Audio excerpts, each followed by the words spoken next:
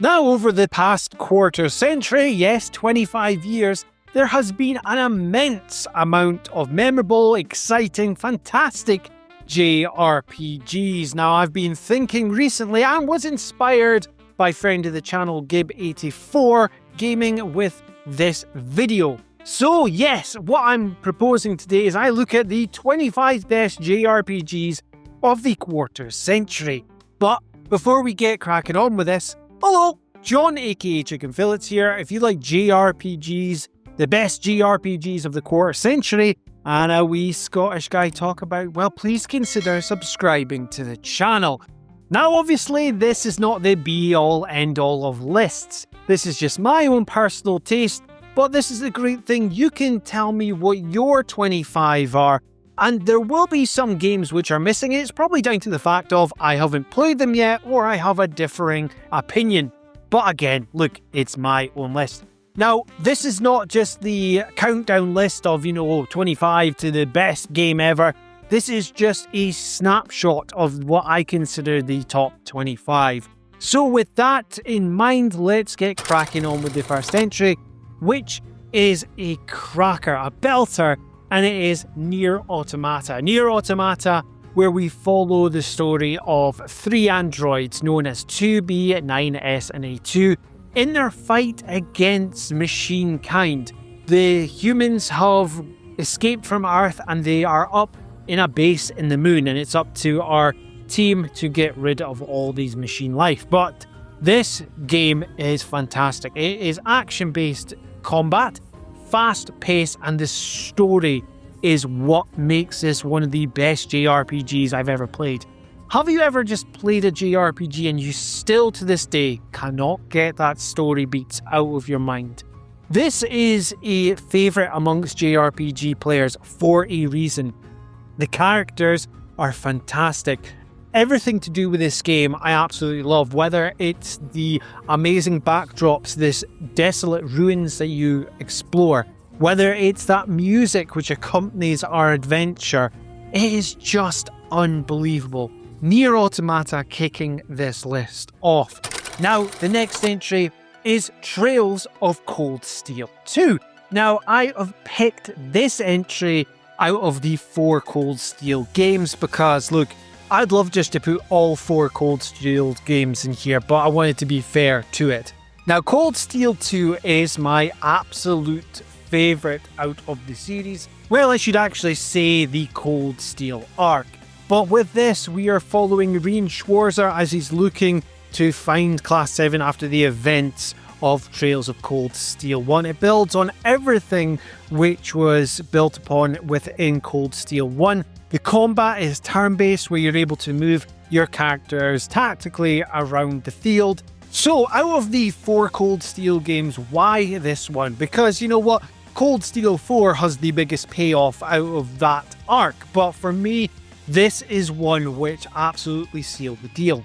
If you've played Cold Steel, that follow-up, that cliffhanger that Cold Steel 1 left you, I just had to get Cold Steel 2, and I did not regret anything. I felt that this story was way better than the first one, and the first one was excellent.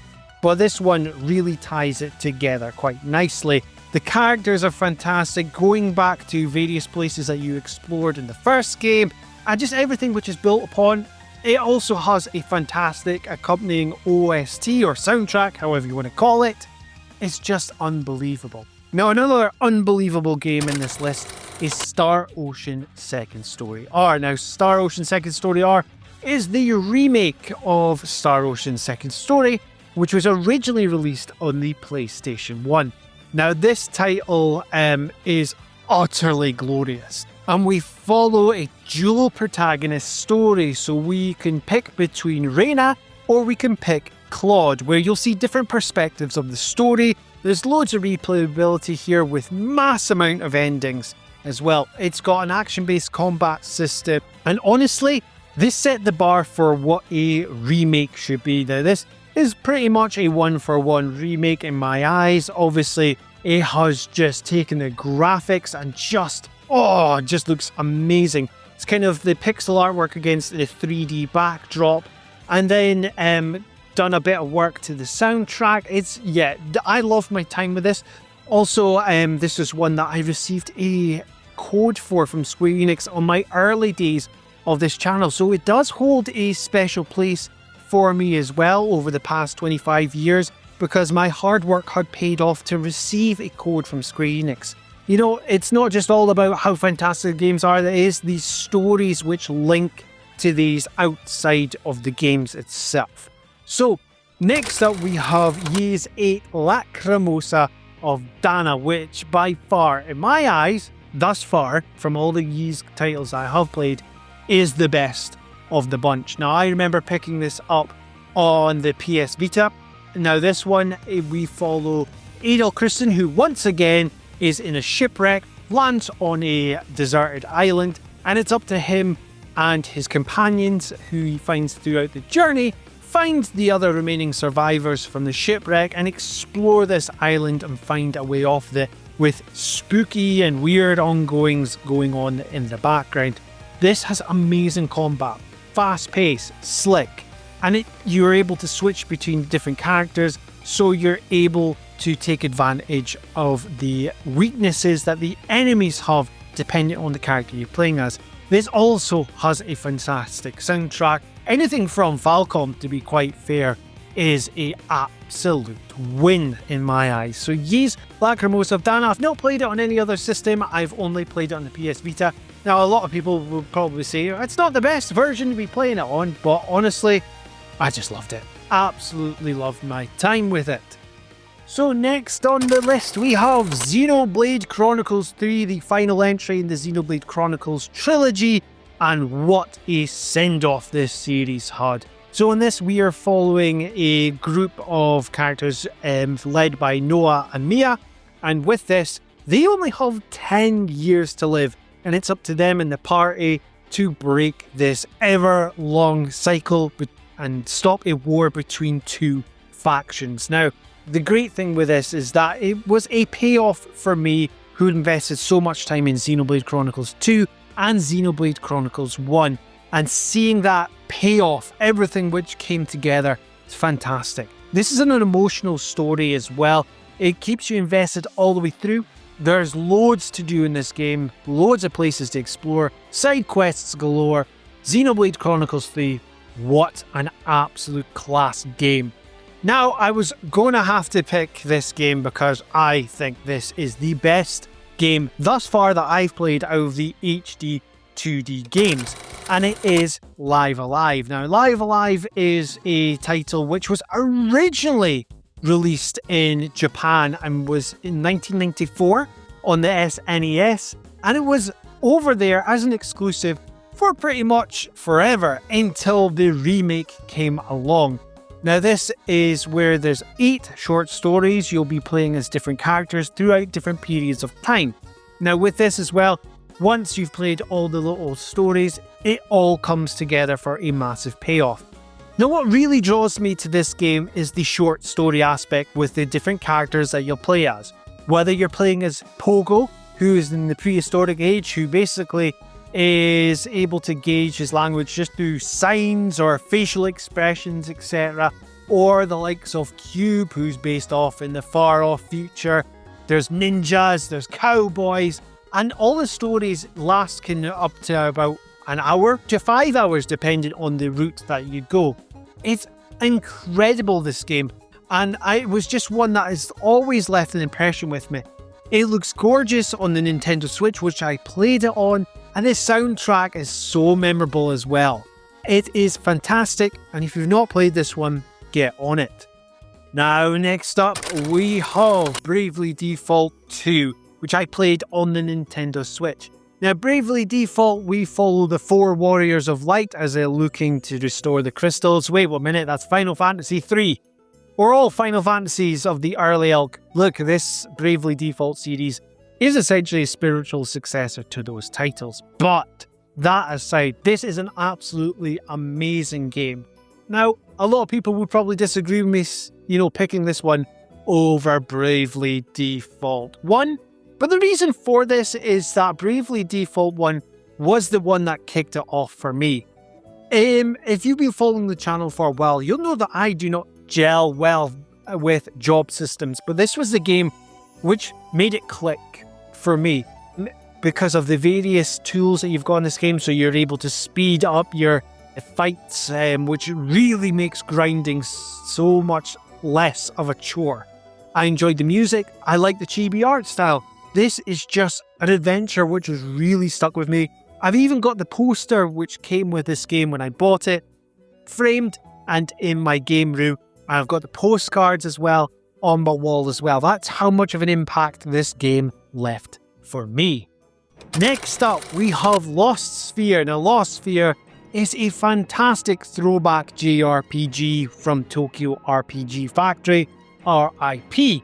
Now in this title, we follow our protagonist known as Cantana, and with him and his companions, they are looking to save the world by bringing it back via memory. So the world is disappearing around them, and it's up to his powers of memory to bring it back into existence. This has got turn-based combat as well, which is heavily inspired by the likes of Chrono Trigger. Now with this, I really love Lost Sphear. I don't know what it is about it, but there's just something which just really resonates with me.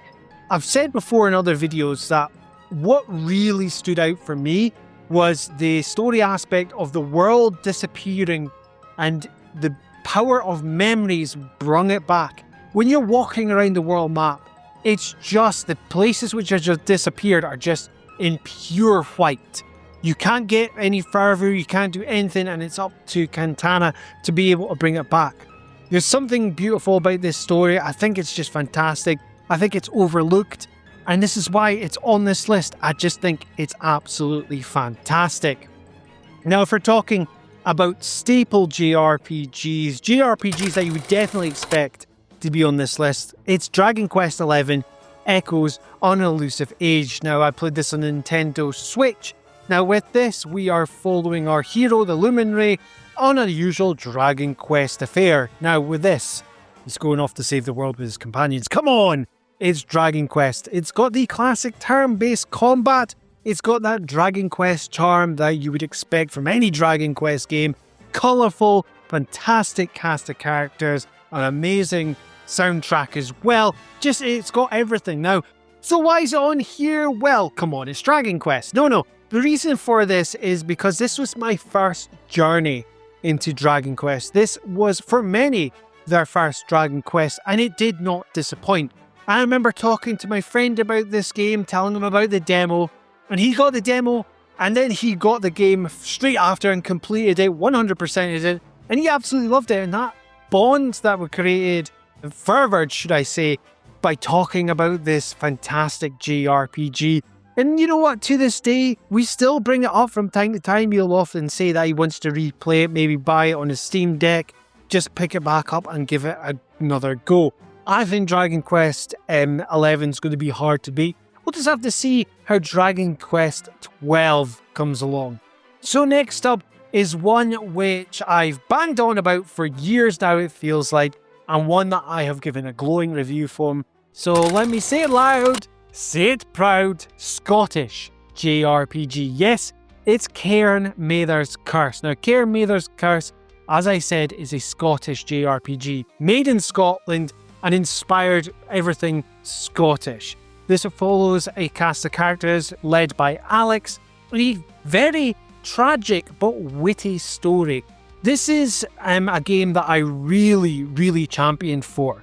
Now, this is because it is Scottish. As you may know, I am Scottish, and it's not often that you see a game made... Well, yes, there is plenty of games made in Scotland, but look, it's a JRPG made in Scotland. It was like the game was made for me, sort of idea. It's got a fantastic, heart-wrenching story. It has got an amazing combat system. The soundtrack, which has been created for this game as well, is amazing with its Scottish and Celtic twists in there. I mean, the Scottish lore within this is just fantastic, and it is a game I will play again and again because it is so close to my heart. So another game which is definitely close to the heart of Chicken Fillets, it's Final Fantasy VII Rebirth. Come on! Final Fantasy VII Rebirth was definitely going to be here. You knew this, we all knew this. So this is the second entry in the Remake trilogy. This is where Cloud and party are scoping the globe now to find Sephiroth. This is where we've left Midgar and we have this huge open world to our fingertips. The combat has been improved, story's fantastic, the soundtrack is one of the best soundtracks I've ever heard. This is honestly one of the best games that I've ever played. Although, I like the remake just as much. Honestly, I can't wait for Final Fantasy VII's third entry, but at the moment, this is released within the past 25 years. It's utterly fantastic. I love it. I will be replaying it again. So there we go, Final Fantasy VII Rebirth. So, the first of the two Persona entries we're going to talk about on this list. The other one will be later on, but it's Persona 5 Royal. So Persona 5 Royal, I'm going to stick with this version of it, although I did absolutely love the first version. So this is the story of the Phantom Thieves, who's led by Joker, who steals the hearts of corrupted individuals. This has the turn-based combat that you would expect from Persona, and it has that gorgeous cel-shaded graphic with a jazzy soundtrack. Listen, Persona 5 was always going to be on this list. I absolutely adored this game when I first played it by putting in about 100 plus hours. But recently, the other year, I played Persona 5 Royal for the first time on the Nintendo Switch. And what an absolute journey that was. It was amazing. It built on everything that was fantastic within the original release, plus gave you even more story content. It was just amazing, and I absolutely love my time with Persona 5 Royal. So another game which I absolutely love my time with and will be replaying once again because I played it over and over and over. And it's probably a controversial pick on this list, but look, again, it's my list. So it is Final Fantasy 15. So in this we follow Noctis and the boy band in their fight against the Niflheim Ari and Arden Zunia. Now with this has brought the Final Fantasy series in a more action-oriented base combat system, and it gave you the first open world map to explore within Final Fantasy. Now, a lot of people will probably see this one as a bit of a controversial pick because when it was released, it wasn't really released with a full completion. There was a lot of DLC released, there was a lot of updates, etc. But from the outset, I loved everything of the build up towards this game. This was the first Final Fantasy in a long time that I was hyped for. I mean, majorly hyped for. This is just back when I was getting back into JRPGs. So my journey was really beginning again with JRPGs, and this was at the forefront of it. Now, recently, I also played this on the Steam Deck, so being able to play Final Fantasy 15 handheld was an absolute dream come true. It is also one of my best videos on this channel. I've released a review on Final Fantasy 15 for the Steam Deck, and it is probably one of my most viewed videos. Go figure.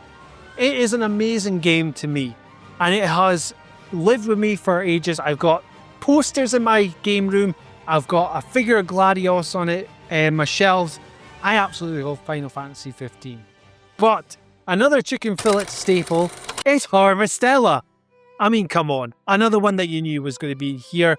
This is a sci-fi action JRPG with light farming elements. And yes, I said sci-fi. During this, there are protagonist who wakes up with amnesia, goes off to explore the reasoning of Quietus. Quietus, which essentially is a occurrence which destroys all crops in between different seasons. This one really surprised me. It was not what I expected, and it was definitely missold by Square Enix. They wanted it to be seen as a life simulator. This is definitely not. It is a sci-fi JRPG, and it is utterly amazing. Action-based combat, fantastic. Just love this title. We're going to go back onto an indie game, and it's Crosscode. Now, Crosscode for me has many reasons why this is on this list. Crosscode, for one, being an absolutely fantastic sci-fi pixel art action JRPG. That was one hell of a lineup there. But this, we follow our protagonist Leah, who has woke up with amnesia, can't speak properly, has occasional words thrown in there that she can say, like hi. And the story is just one which will stick with you. The story beats, the twists and turns are amazing. The combat is fast-paced, and it's just generally a memorable game. But another reason that I have included this one is because this built a friendship, this game. It was with Luca from VIII Gaming because of his video about Crosscode. He did an essay video which I came across, and this is when I was in my early days of YouTube, and I reached out to him to do a collaboration, and now we pretty much speak most days. So you know what? It's built a friendship, and if you've not played Crosscode, this is one that you definitely need to play. It's so much fun. Now, a game which took me by surprise, and it's the second Trails game on this list, is Trails to Azure. Now, Trails to Azure, which I played on the Nintendo Switch. This is the second of the Crossbell duology, the second game within that. And this, we follow Lloyd Bannings and the SSS after the event of the first game, Trails to Zero. This is an amazing title. This is how a sequel should be. Everything from this game, it just follows on, and it just is non-stop. It is amazing. The character development in this is fantastic. Combat's great. Just everything about this. This is how you do a sequel. This is a game as well that I really hope gets a remake treatment soon, because we've seen the likes of Trails in the Sky first chapter, which you can see what Falcom can do with a remake. Now, I have to put my hands up. That game's not going to appear on this list, and it's because I've not played it. So please don't shout that I've not put it in. Another one that I definitely had to put into this list was Persona 4 Golden. One of my top 3 games of all time. Persona 4 Golden, we follow our protagonist, a high schooler who's moved to the small town of Inaba. Don't know why I pronounced it like that, but there's mysterious murders happening, and it's up to you and your companions to figure out who is the murderer. Now, this was my first forte into Persona, and this was the first time where I completed a JRPG after about 100 plus hours of gameplay. I thought, you know what? I'm going to play it all over again straight away. I absolutely adore this, and this is why it's like one of my all-time favorite games. It's fantastic. The soundtrack is amazing. The story is just unbelievable. The characters will stay with you. Everything with this game is amazing. And I am looking forward to the remake, which is coming as well. Persona 4 Rewind, I think it's called, off the top of my head. Look, whatever it's called, I can't wait for it. It's going to be amazing. You know what else is amazing? It's Final Fantasy X. So Final Fantasy X is the story of Tidus, or Tidus, or whatever you want to call him, accompanying Yuna on her pilgrimage to defeat Sin. With this, it has a new style of turn-based combat where you're able to see whose turn is next, and you're also able to switch characters in and out of battle, and it was the first fully voiced Final Fantasy. Now, originally when the PS2 version released, I was not a fan. I was not a fan of this game originally when it came out because it wasn't like my precious Final Fantasy VII or VIII because it didn't have a proper world map. But years later when I got gifted a gift card for game, well, you know what? I picked up Final Fantasy X for the PS3 and the PS Vita, and I absolutely loved it. The story is fantastic. Like I've said throughout the list, it's just an amazing game. And it really made me appreciate what I had missed. And it made me break down more barriers that I'd put up around this whole, all games need to be like Final Fantasy VII or VIII. I just love this title. And I have replayed this over and over and over. Final Fantasy X is fantastic for a reason.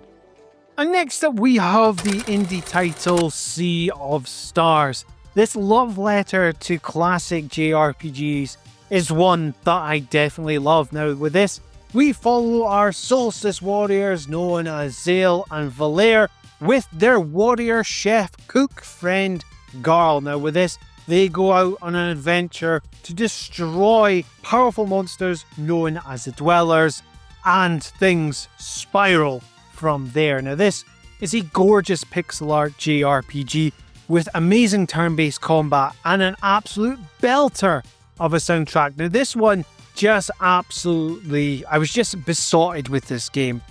This one, I'd seen many people play and talk about it, and it's one that I see a lot of people either they love it or they hate it. I don't know what it is, but Sea of Stars in my eyes, it's one of the best indie releases I've played in a long, long time. The absolutely glorious pixel art, the detail, the movements, everything's fantastic. Another thing I like as well, being a musician, with the direction of the music in the battles, right? Next time you play this, you'll be able to unsee it, but the characters move in time, like with the BPM. So like the beats per minute. So I noticed that when the battle music's playing, the characters are moving side to side. There are a lot of movements in time with the music, with the BPM. I don't know if anyone's ever spoken about that, but that really made me laugh. And I love it. Absolutely love it. Sea of Stars, fantastic. One of the best 25 JRPGs of the quarter century, in my opinion. Now, it's not going to be a list without a chicken fillet special. Yes, it's Final Fantasy VII Remake. Yeah! Don't know why I turned it to James Hetfield there. So this is the first entry within the Remake trilogy.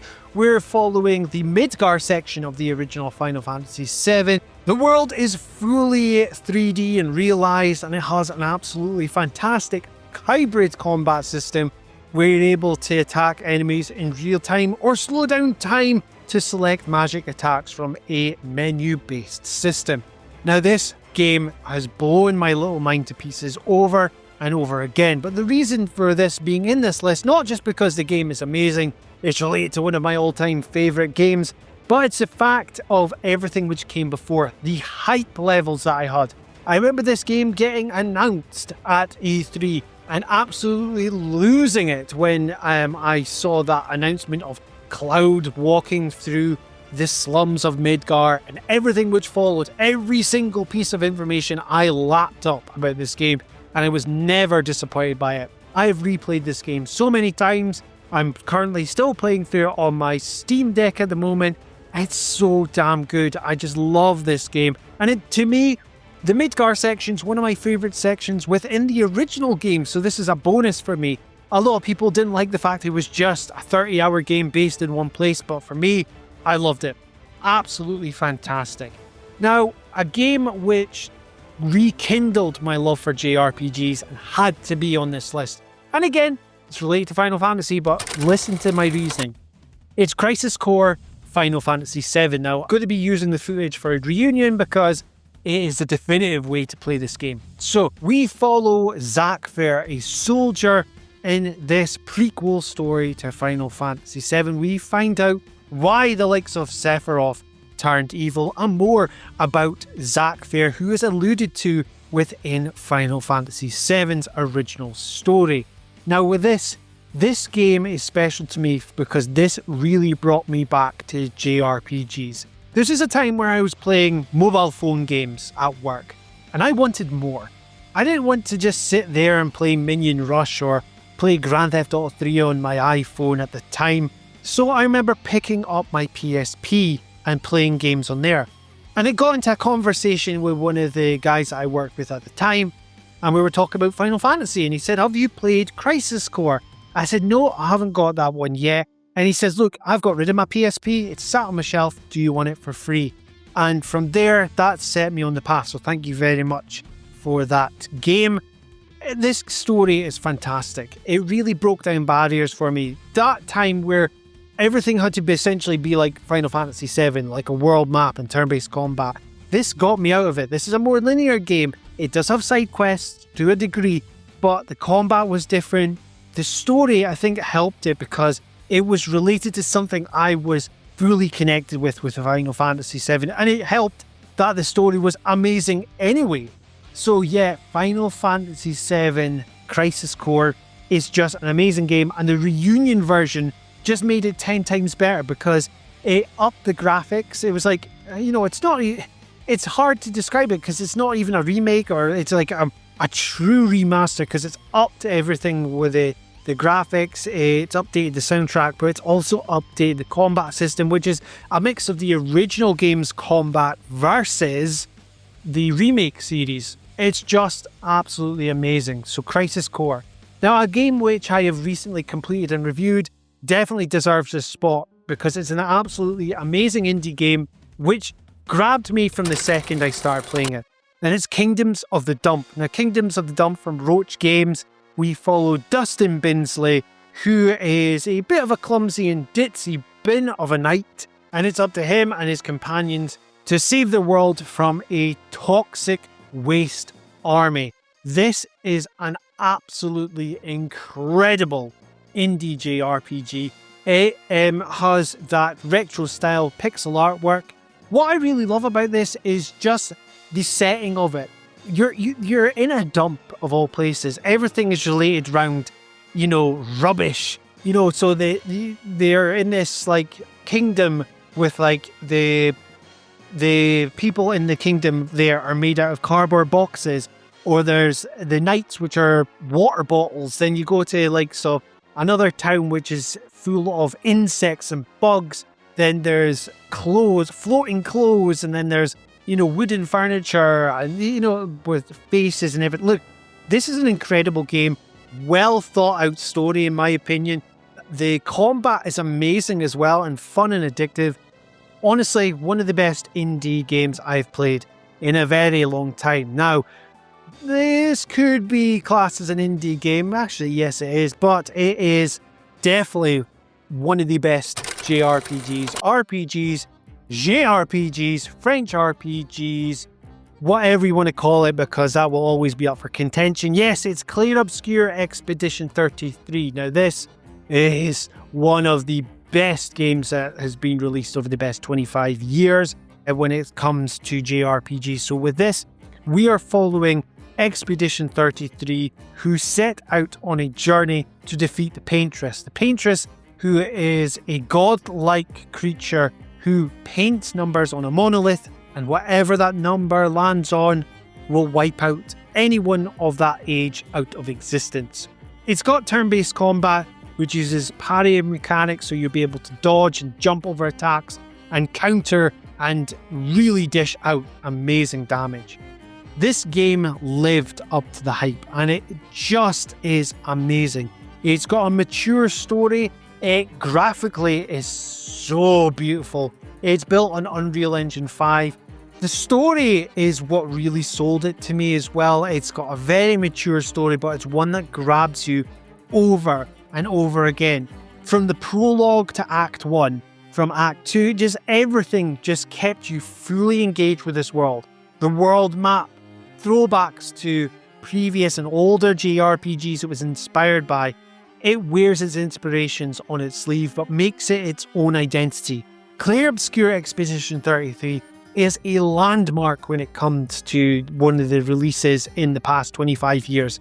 It's utterly fantastic. Now, the last two entries for me are personal favourites and up there my top 5 games of all time.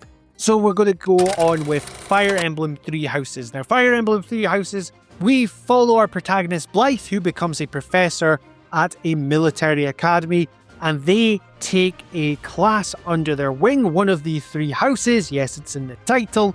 And there is a story which happens over a long period of time.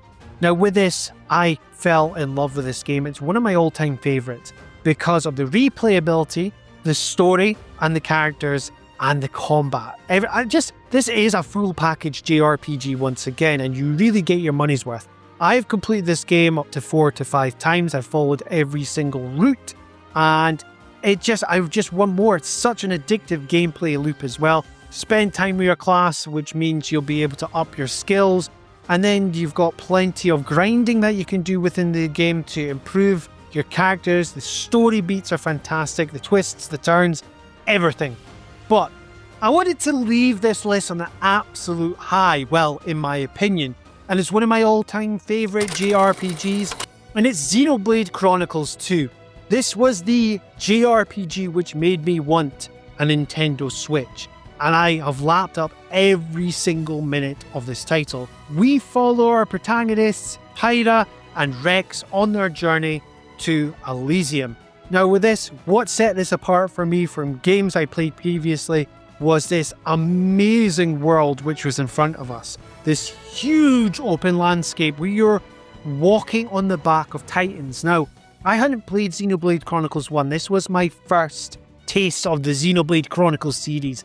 And these cities and towns built on the back of creatures on a ocean full of clouds. This world which is just clouds and all these creatures which, you know, walked above it, and all these societies which came about because of these creatures. The cel-shaded graphics which will stand the test of time. I really like the characters. Now, even though people complain about the voice acting, I had no issues with this. I really felt I clicked with all the characters.